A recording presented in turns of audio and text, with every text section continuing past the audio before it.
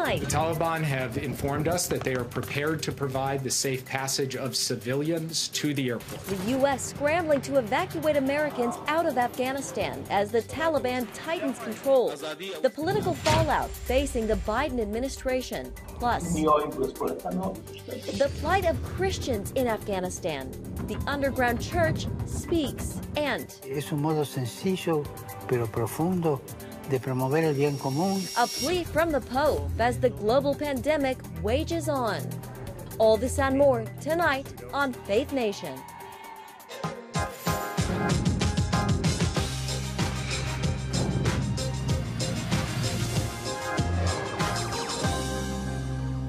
All eyes on the Commander-in-Chief. Good evening, I'm Jenna Browder. As the chaos continues to unfold in Afghanistan, President Biden and his administration are scrambling to evacuate thousands of Americans and others. And the criticism is growing louder from both Republicans and Democrats. CBN National Security Correspondent Caitlin Burke has tonight's top story. Congressional Democrats gave President Biden their full backing when he announced plans for an unconditional withdrawal from Afghanistan. After watching it all play out, however, some are changing their stance, his party turning against him. In a statement, Chairman of the Senate Foreign Relations Committee, Senator Bob Mendez, said, quote, "I'm disappointed that the Biden administration clearly did not accurately assess the implications of a rapid U.S. withdrawal." Representative Jim Langevin, a member of the House Armed Services Committee, says what's happening in Afghanistan is a catastrophe that could have been avoided. In an op-ed for foreignpolicy.com, he wrote, quote, "The consequences of our decision to abandon Afghanistan are now on full display for the world to see.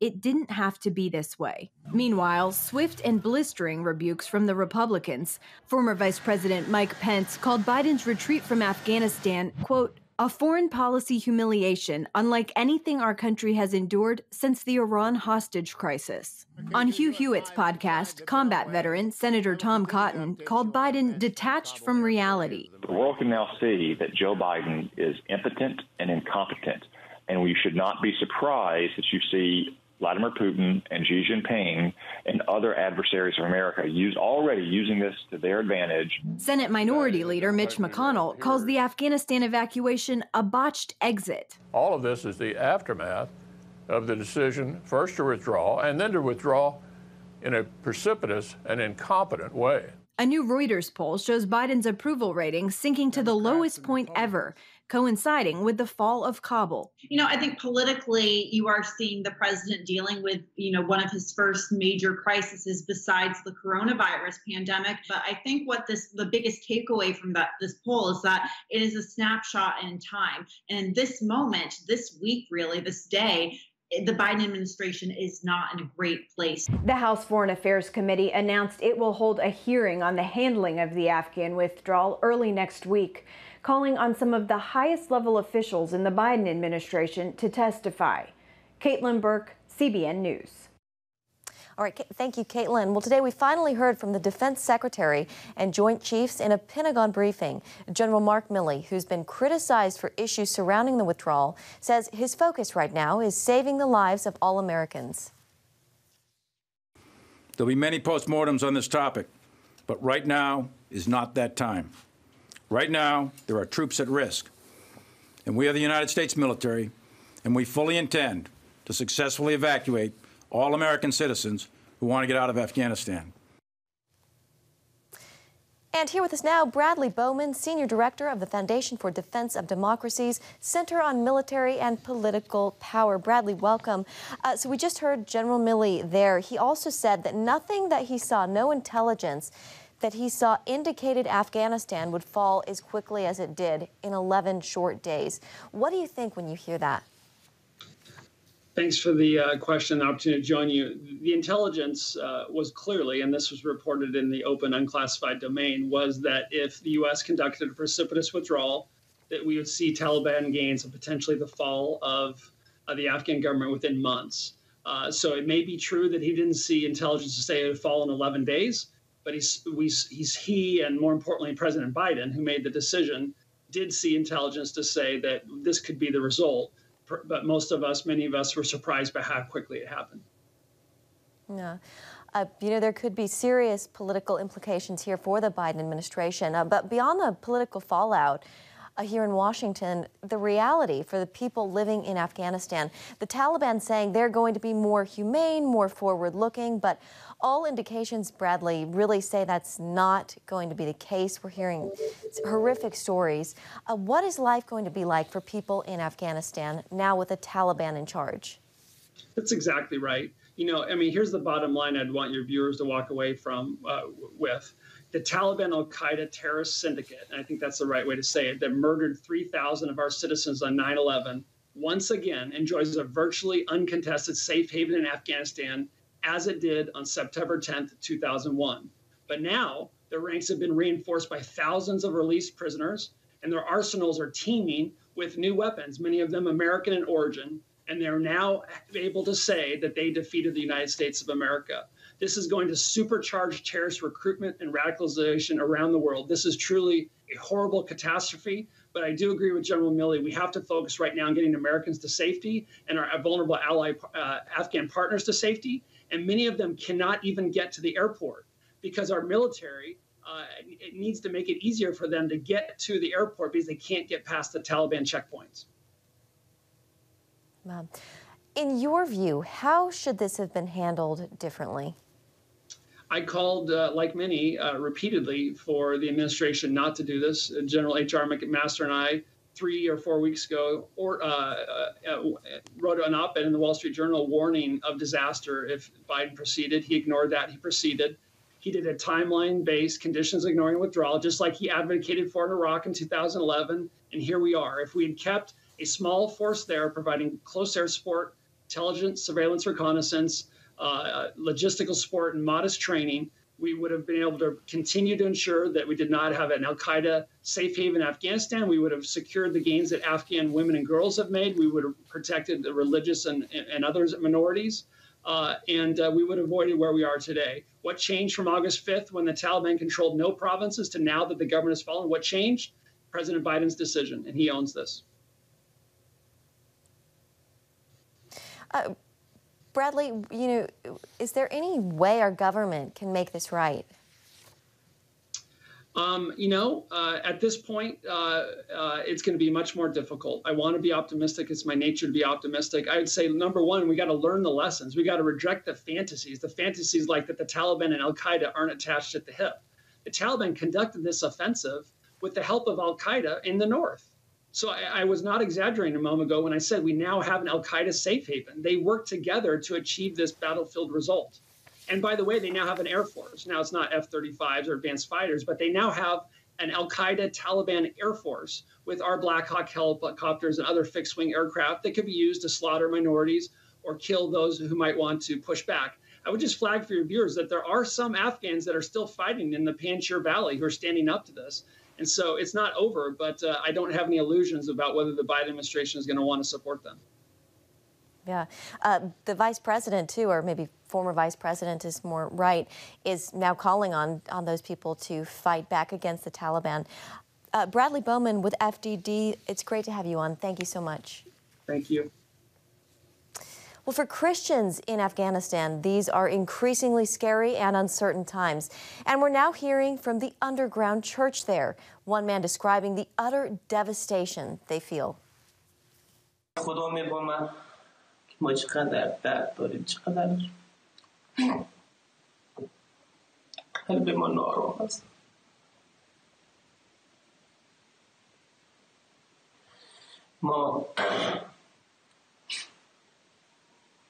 یه اشوای گریه به خاطر ترس نیست، به خاطری که قلب درد گرفته که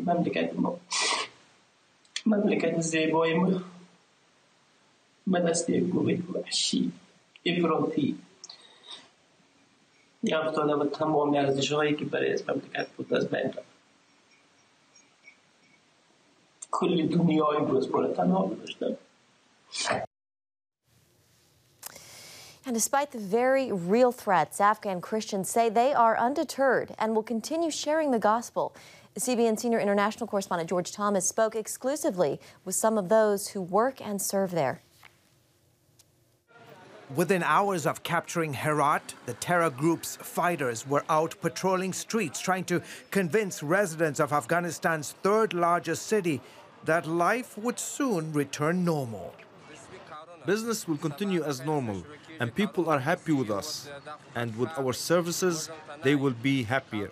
Hamid has serious doubts about those claims. Right now, we fear elimination. The Taliban are going to eliminate the Christian population of Afghanistan. Hamid, not his real name, is among thousands of Afghans who've come to faith in Jesus Christ over the past 2 decades. We've concealed his identity for safety. There weren't a lot of Christians 20 years ago during the Taliban time. But today, we are talking about 5,000 to 8,000 local Christians, and they live all over Afghanistan. In an exclusive interview from an undisclosed location, Hamid told CBN News he's very concerned about the future of Afghanistan's tiny Christian community. We know a Christian believer who we've been working with in the north. He is a leader, and we've lost contact with him because his city has fallen to the Taliban. There are 3 other cities that we have lost contact with our Christian believers. According to Open Doors, Afghanistan is the second most dangerous place to be a Christian in the world, just behind North Korea. The majority of the Christians here converted from Islam. Some of the believers are known in their communities. People know that they converted from Islam to Christianity, and they are considered apostates, and the penalty for that is death. The Taliban are famous for carrying out that punishment. Taliban fighters are reportedly now going door to door, forcing families to give up their daughters, some as young as 12, to be sex slaves for their men. I have 4 sisters that are single. They are at home, and they are worried about this. David, a foreign national, has worked in Afghanistan for the past 3 decades. We've taken similar precautions to protect his identity. He saw the Taliban's brutality up close while living in Kabul during its last reign. Now comes fear of a return to the days of regular executions, flogging, stoning to death, and hand-chopping. They have a strict interpretation of Islamic law, not only from the Quran, but also from what they call hadiths, which are traditions, sayings, and practical applications of Islamic law. They take these literally. Despite these threats, David says there's a hunger among Afghans like never before to know God in an intimate way. People are really seeking in their heart for peace, seeking for a true relationship with God, for meaning in life, and for an understanding of who is this God. Hamid is asking people around the world to pray for his country during these uncertain times. The Christian community in Afghanistan is strong. They are trusting Jesus. They are working with Jesus despite the potential of being eliminated by the Taliban. George Thomas, CBN News. All right, thank you, George. And another news tonight, the fight against COVID-19. Vaccinations are showing a declining effectiveness against the virus. Tonight, the White House is issuing booster shots for all Americans to help slow the spread and increase COVID antibodies. CBN's Brody Carter has the day's pandemic headlines. Well, if you've received the Moderna or Pfizer vaccine, your protection against the virus has declined roughly 30% due to the strength of the Delta variant. And as more data needs to be collected on the J&J shot, the White House says a booster shot is now necessary 8 months after your second dose. We are seeing concerning evidence of waning vaccine effectiveness over time and against the Delta variant. Fully vaccinated people can roll up their sleeves again starting September 20th. First, frontline healthcare workers and the elderly, followed by all adults. The CDC says data shows a decrease in effectiveness against the virus, while holding strong against hospitalizations. The booster program still pending FDA approval. The president's whole of government vaccination effort is ready to get every American who needs one a booster shot. The number of infections and breakthrough infections are rising, with 46 of 50 states reporting double-digit growth in hospitalizations. 7 million Americans received their first shot over the last 2 weeks, with a 75% increase among 12 to 15-year-olds. Vacunarse es un modo sencillo pero profundo Pope Francis supporting vaccinations, calling immunizations an act of love. In Texas, Governor Greg Abbott is the most recent prominent breakthrough case. I have no fever, no aches and pains, no other types of symptoms. His executive order to stop mask and vaccine mandates still stands. As booster shots flaunt a tenfold increase in COVID antibodies, only time will tell if they will help us win the fight against COVID-19. So as we move indoors, we will see how good these vaccines are and whether the protection against Delta holds up over time. Brody Carter, CBN News. Coming up, the possibility of some major blue states turning red in the 2022 midterm elections.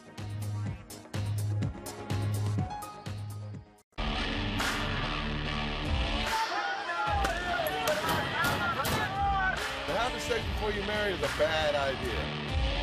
Don't tell me there's no such thing as gun violence. That just depends on your definition of when life begins. Watch Dan and Dale tackle trending topics that test your faith on the next Faith Wire. Monday night at 8:30 on the CBN News Channel. The Global Lane takes you around the world, providing facts over fiction. What might rising trade and geopolitical tensions mean for you on the home front? With over 45 years of experience, award-winning journalist Gary Lane brings you the truth from a global angle. What about the issue of immigration? World news analysis you won't see anywhere else. And it's all right here on the Global Lane. Thursday night at 8:30 on the CBN News Channel.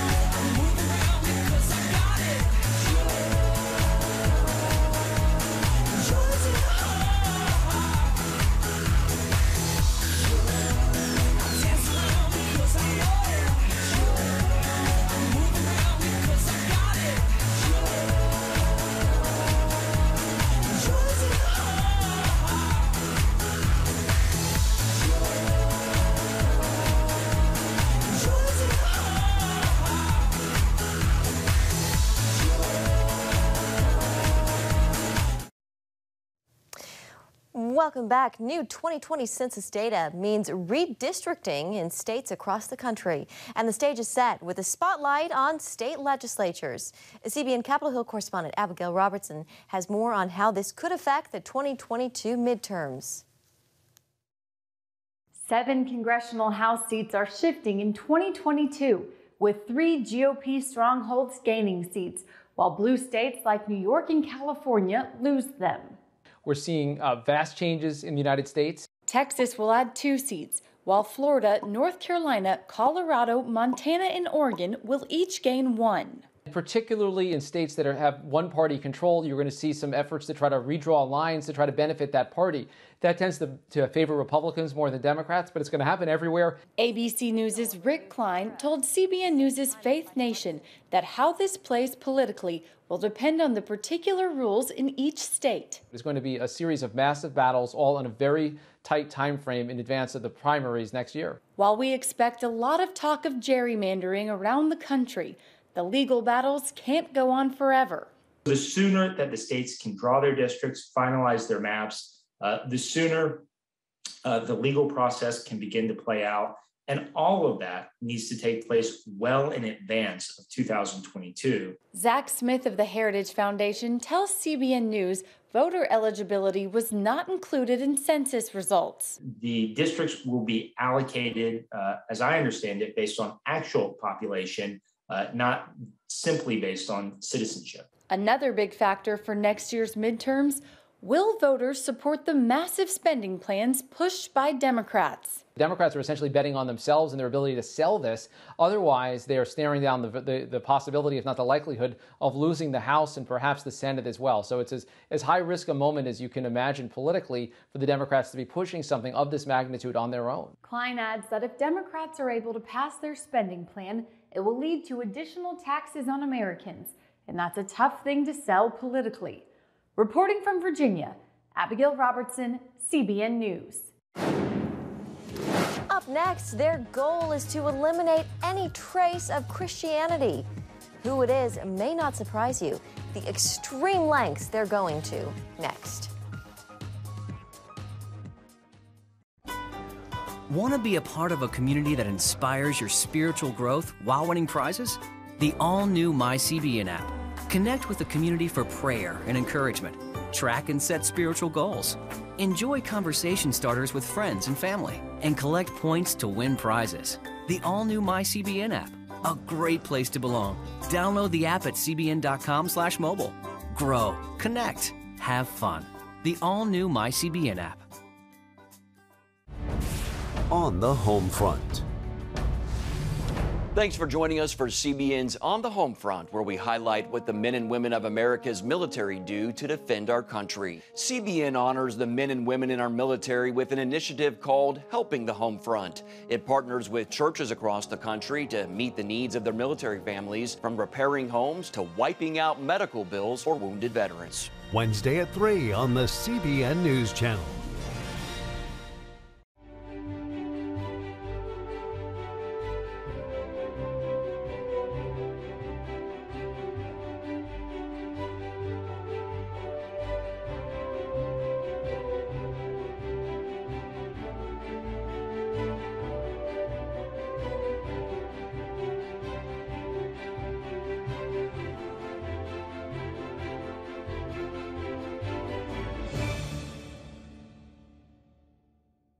Too often, we carry baggage from our past. You know what it's like. It affects everything and everyone in our lives. It's always there, weighing us down and keeping us from achieving true happiness. But do you know God never meant for us to be trapped in the past? You can be free of your baggage. Learn how God's forgiveness leads to changed lives and new beginnings. Call the 700 Club. It's no secret the North Korean regime has no tolerance for religion. A new report out today by the U.S. Commission on International Religious Freedom details the horrific punishments Christians face if caught practicing their faith. Jennifer Wishon has the troubling details. The report details how the Workers' Party of Korea, led by Kim Jong-un, targets and tortures Christians, then goes to great lengths to conceal its crimes. The report spells out terror committed by the regime, designed to remove all traces of Christianity, and reveals the campaign to exterminate all Christian adherents and institutions has been brutally effective. North Korea's secret police, the Ministry of State Security, are incentivized with promotions when they apprehend Christians and other believers. Those charged with Christianity often face summary executions or are forced to live out the rest of their lives inside political prisoner camps. In-jae Wang interviews North Korean defectors who have experienced or have firsthand knowledge of abuse. One victim, who was arrested for the possession of a Bible, was detained in solitary confinement, starved, and beaten with a metal rod used for cleaning rifles. Christians are the most persecuted because of the faith's association with the U.S. and Europe. Undercover government spies search for any evidence of worship, making it impossible for Korean Christians to congregate without being reported. All the Christians that we interviewed for this report told us that they dared not practice their religion together with any other people. Even children are taught from a young age to be suspicious of Christianity. Schools, young children are taught that Christian missionaries are spies of the countries who seek opportunities to invade North Korea. And they're shown graphic images of missionaries sucking the blood of children to show how malicious they are. And they're taken to state-run exhibition halls where religious adherents are presented as murderers, spies, and where Bibles are displayed as trophies taken from enemies of the state. The big question, what can be done to deter these atrocities in a country so closed off from the world? Some experts say targeted sanctions are effective because Kim Jong-un cares what the world thinks of his regime, a fact demonstrated by show churches set up by the government to feign tolerance to the outside world and efforts to cover up persecution. There's a reason that they go to incredible lengths to conceal the political prison camps. There's a reason they have built show churches and show temples and have acted as pretended congregations for foreign visitors in Pyongyang. There's a reason they respond so aggressively to Human Rights Council resolutions that condemn their human rights record more broadly. And there's a reason why they push back so hard against targeted human rights sanctions. Meanwhile, North Korean Christians and others continue to suffer and inspire. You know, it says something about the power of faith, that in the face of that kind of just egregious, ongoing, systematic persecution of people for their religious beliefs, people still choose to believe. Commissioner Davies says the world should know the U.S. Commission on International Religious Freedom is painstakingly documenting these abuses, and the persecuted are not forgotten. Jennifer Wishon, CBN News. Still ahead, more precious than gold. The meaning behind this discovery in the Holy Land and why it's so significant. Are you suffering from feeling tired or worn out during the day? Can you not turn off your brain at night? You are not alone. Hi, I'm Dr. Michael Bruce, the Sleep Doctor, and I've partnered with the Christian Broadcasting Network, and we're gonna bring you some unbelievable information that you can use tonight to get a better night's rest. Wake up to your best life. Call 1-800-700-7000 or go to cbn.com to get your free copy of Protect Your Sleep today. Nutrition, exercise, essential oils, weight loss, and more. It's Healthy Living with Lori Johnson. Talk about what's in this. Join CBN health reporter Lori Johnson to get the latest information from today's top health experts. This is fantastic. Find out what you need to know to live a healthier life. Watch Healthy Living, Tuesday night at 8:30 on the CBN News Channel. Woohoo! Hi, Superbook fans. Here's something else you'll love. It's the new Superbook Bible app. It's packed with games, activities, and Superbook episodes that you can watch for free. Oh, no! There's trivia, a fun daily devotional, and answers to your Bible questions. Plus, an easy-to-understand Bible the whole family will enjoy. You can even create your own Superbook character. Ta-da! Whoa! Millsburg Falls man, come. Sorry, pardon me. Sorry, excuse me. Ouch! Are you getting this? Earn super points to win daily prizes, too. And so much more! Time to get back to my adventures. See you soon! It's the new Superbook Bible app. Free downloads on iTunes, Google Play, and Amazon.